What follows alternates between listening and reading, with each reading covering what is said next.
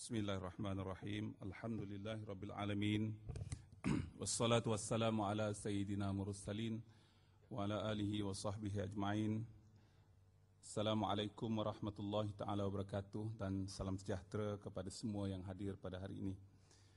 Saya mengucapkan banyak-banyak syukur kepada Allah Subhanahu wa taala kerana pada pagi yang sejahtera ini kita dapat berkumpul. Dan sebenarnya ada banyak perkara yang saya nak sebutkan pada pagi ini dan saya harap tuan-tuan dapat memahami, menyerap perkara yang saya nak sebutkan. Dan insya-Allah perkara ini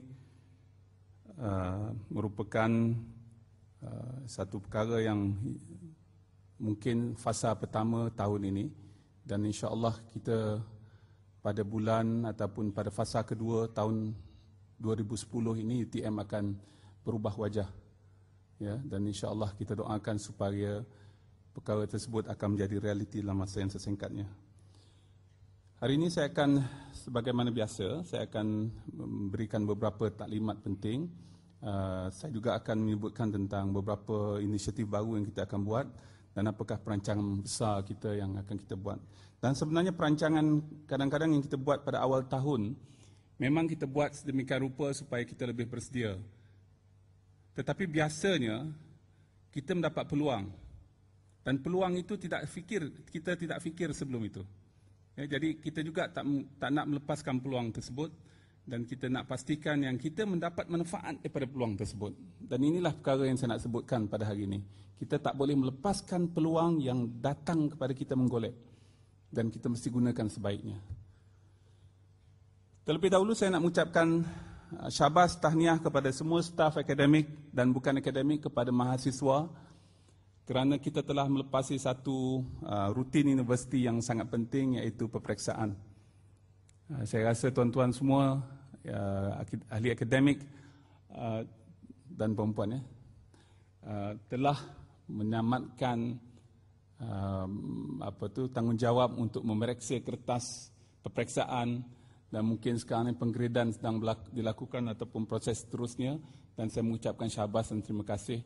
Beberapa hari yang lalu ataupun seminggu yang lalu saya minta ada beberapa mesyuarat diadakan, banyak pensyarah tidak dapat hadir ataupun tidak mampu untuk memberi respon yang cepat kerana katanya sibuk mengendalikan peperiksaan dan saya juga bagi pihak universiti ingin mengucapkan tahniah.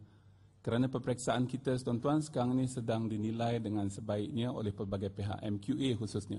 Dan ini ada implikasi yang besar kerana pelajar-pelajar ataupun mahasiswa yang mendapat kelas pertama tidak membayar hutang balik, ya, kepada PT-PTN. Dan UTM adalah universiti yang paling banyak menghasilkan graduan kelas pertama di Malaysia. Sebab itulah menteri pada hari Sabtu ataupun hari Ahad yang lalu, Sabtu, nakkan data tentang graduan UTM yang mendapat kelas pertama. Dan ini sangat penting dan saya bagi justifikasi kenapa kita banyak kelas pertama. Yang pertamanya, sebahagian besar mahasiswa terbaik selepas mereka mengikuti memilih untuk mengikuti kursus biasanya perubatan atau ke luar negeri, mereka datang ke UTM. Jadi kita mendapat mahasiswa yang paling baik. Yang keduanya, kursus-kursus kita ialah kursus yang bersifat objektif dalam konteks pemarkahan.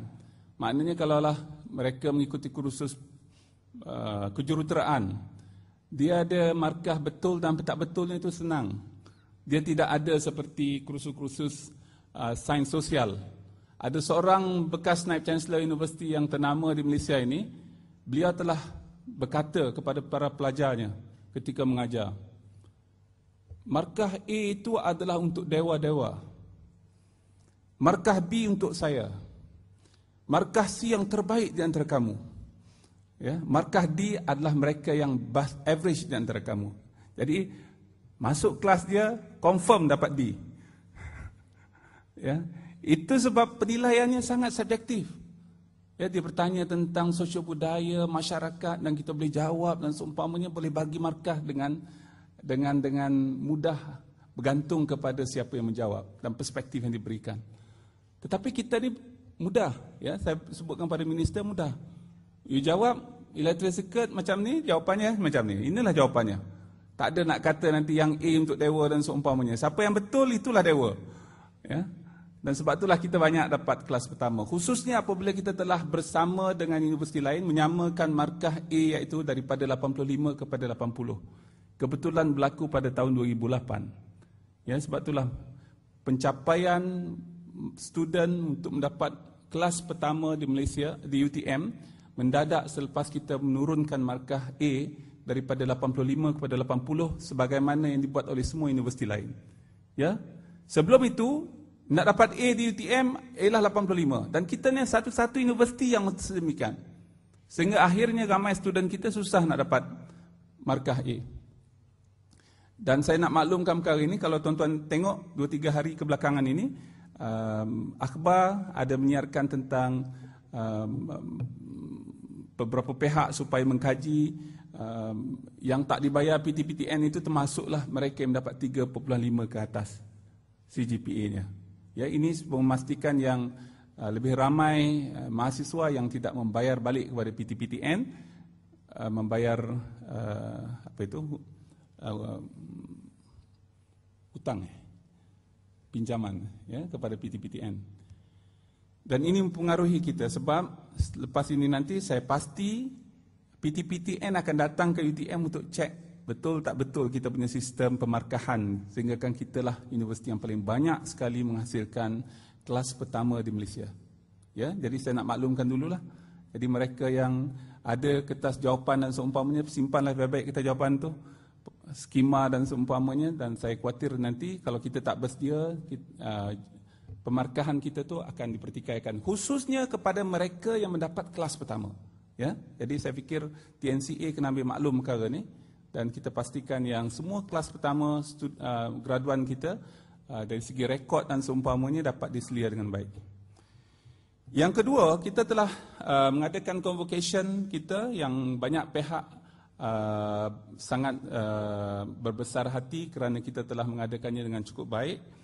Dan juga saya akan sedikit akan menyebutkan perkara ini dalam ucapan saya. Ya. Kita telah mendapat liputan yang meluas di seluruh dunia, tuan-tuan, apabila kita memberikan penganugerahan ijazah kehormat kepada 2 orang tokoh ini. Dan kalau kita tengok selepas kita mendapat Tony Fernandez mendapat ijazah kehormat daripada UTM, beliau mendapat anugerah paling tinggi kepada bukan warga negara Perancis. Ya, dan dalam citation-nya itu disebut, ya, ini di apa ni, kedutaan luar Perancis di Perancis disebut bahawa baru-baru ini Tony Fernandez menerima ijazah doktor kehormat daripada sebuah universiti yang terkenal iaitu UTM. Ya, jadi secara tak langsung nama kita disebut-sebut apabila kita associate universiti kita dengan orang-orang tertentu. Begitu juga dengan Chris Carlson. Pun sedemikian, Curtis Carlson, alhamdulillah.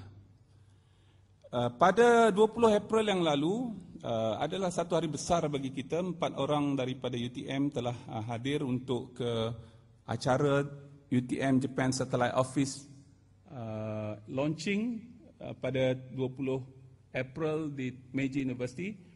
Pada masa yang sama juga Perdana Menteri kita menerima honorary doctorate daripada Meiji University, dan luas liputannya keluar bukan saja dalam akhbar di Jepun, dalam media massa di Jepun, tetapi juga di seluruh pelosok di negara kita. Dan inilah UTM Japan Satellite Office. Ya. Dan saya telah pastikan kepada semua yang akan hadir ataupun pergi ke Jepun, mesti spend minimum 2 hours di pejabat ni. Ketidak nanti kita ada pejabat, orangnya hanya ada kerani dengan orang yang kita bayar sahaja sebagai petugas di situ. Kita nak flow of students and staff going to that office. And that office is right in the middle of Tokyo. Tengah-tengah bandar Tokyo betul. Berhampiran dengan istana, berhampiran dengan Parlimen Jepun dan seumpamanya, which is about 10 minutes away. ya, di mana Tokyo Meiji University. Ini juga dekat dengan Tokyo University dan banyak universiti yang terkenal kawasan tu. Jadi saya harap kita dapat menggunakan dan Profesor Marzuki dalam usaha untuk memberikan lebih banyak input kepada acara di pejabat kita di Tokyo. Saya nak mengucapkan tahniah kepada semua staf. Pada 26 April yang lalu, UTM sekali lagi untuk kali ketiga dalam tempoh 4 tahun memenangi National Intellectual Property Award 2010. Nampaknya ramai yang takjub, yang ternyata pendaftar tak kelip mata. Dia sebagai saksi kehadiran kita pada hari itu. Sebenarnya kita tak dimaklumkan kita akan menang. Ya, cuma saya risik-risik dan saya dapati mereka beria nak minta saya datang dan Tan Sri Halim datang dan saya beranggapan kita telah menang lah ketika itu. Ya. Jadi saya pun ajaklah Tan Sri Halim datang sebab hadiah tu ada 3 berat-berat. Jadi Tan Sri Halim tolong angkat hadiah tu bersama-sama dengan saya. Dan Alhamdulillah TPM bisik pada saya tahun depan TPM jangan masuk lagi lah. Dia kata bagi Chan orang lain. Dia kata bagi Chan orang lain lah, tidak asyik UTM saja. Itu adalah satu penghargaan besar kepada kita dan sering disebut-sebut. Dan kita mesti ingat bahawa dalam ekonomi inovasi 60 ke 80% daripada kekayaan itu bersifat intangible wealth. Ya, intangible, kekayaan yang tidak nampak, dan kekayaan yang tidak nampak itu adalah dalam bentuk harta intelek dan pengalaman. Ya, harta intelek dan pengalaman. Jadi, sebab itulah kemenangan UTM ni disebut-sebut kalau Menteri Pengajian Tinggi kita memang selalu sebut tentang perkara ni di mana-mana. Beliau berucap sehingga kan ada seorang Knight Chancellor Universiti kawan saya, dia kata Zaini, dia kata jangan sebut lagi lah kepada menteri yang UTM menang ni sebab it is a pressure to other universities to perform as well. Ya, sebab susah nak melawan UTM dengan 496 harta intelek untuk setahun. Dan kita telah insya-Allah move forward, kita tak pandang ke belakang. Pada 5 Mei yang lalu, UTM sekali lagi telah mendapat penganugerahan. Kita telah memenangi Reader's Digest Trusted Award dalam bidang higher education kategori. Ada 3 universiti yang menang, iaitu Universiti Sains Malaysia, The Apex University, Universiti Malaya, and then UTM. Ya, dan ini juga satu pengaduan besar kepada kita. Yang lain universiti ini is not a trusted brand. Only 3 trusted brand. Tahniah kepada UTM sekali lagi. Dan saya kebetulan ada luar negeri ketika itu, Profesor Azra'i dan Profesor Marzuki hadir dan menerima anugerah tersebut. Tadi Alhamdulillah juga saya tak hadir, kalau tidak nanti Datuk Sabri kata dalam masa seminggu ni 2 kali jumpa awak. Ya, jadi so it's very interesting.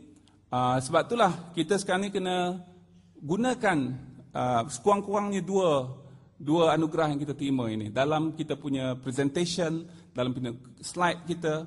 Ya, sebab itulah saya insya-Allah akan pastikan yang unit grafik kita akan adakan slide yang disertai dengan logo ini, Trusted Brand, Reader's Digest Trusted Brand dan MIPO Intellectual Property Award, ya, supaya orang associate kita dengan perkara-perkara tersebut. Ini branding yang kita perlu lakukan. Dan yang sangat penting pada kita ialah research university audit yang berlaku pada, saya lupa berapa bulan itu, pada April yang lalu, 16 hingga 18 if I'm not mistaken. 12-13 April yang lalu. Kita dikunjungi oleh panel yang menilai, dan untuk makluman tuan-tuan, secara terbuka, minister telah maklumkan kepada saya pada Sabtu yang lalu, semua paperwork berkaitan dengan UTM